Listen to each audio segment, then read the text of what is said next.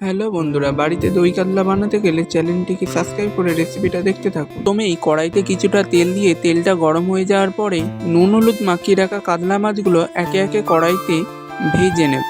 তারপরে কিছুক্ষণ মাছগুলোকে ভাজা হওয়ার পরে খুন্তির সাহায্যে মাছগুলো উল্টে নেব। তারপরে দেখতেই পাচ্ছেন মাছগুলো পুরোপুরি ভাজা হয়ে গেছে। এবার আরেকটা কড়াইতে কিছুটা তেল দিয়ে তেলটা গরম হওয়ার পরে লবঙ্গ, দারচিনি, তেজপাতা দিয়ে নেব।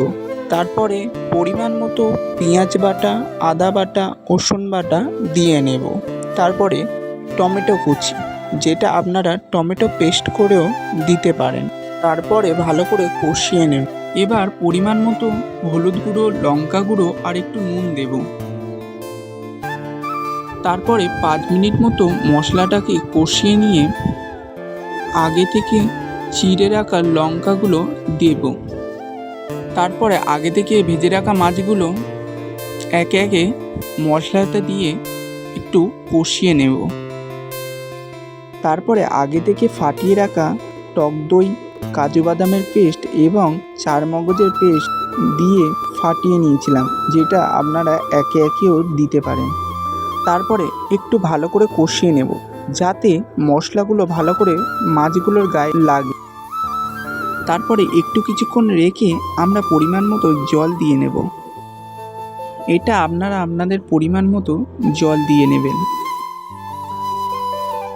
এবার এটাকে আমরা হালকা আছে 5 মিনিট মতো ফুটিয়ে নেব। সবশেষে আবারও উপর দিয়ে কিছুটা দই আর কিছুটা ধনেপাতা ছড়িয়ে রেসিপি শেষ, দই কাতলা। এবার আমরা খেয়ে বলবো কেমন লাগলো ঘরেতে তৈরি দই কাতলা। এখানে আমরা ভাত আর স্যালাড নিয়ে নিয়েছি। এবার কিছু কিছু সুখে এত খুশি থাকে মিশে, ধরা দেয় অচেনা কাছে এসে ভালোবেসে।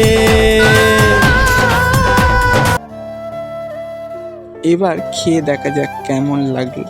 সত্যি বলতে মাছটা প্রচুর নরম ছিল।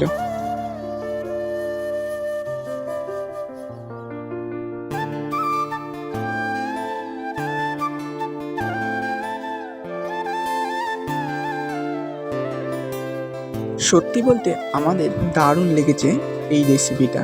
চাইলে আপনারাও বাড়িতে একবার ট্রাই করে দেখতে পারেন। আরও নতুন নতুন রেসিপি পেতে চ্যানেলটিকে সাবস্ক্রাইব করুন, আর ভিডিওটি ভালো লেগে থাকলে একটি লাইক করবেন আর কমেন্ট করে জানাবেন রেসিপিটা কেমন লাগলো।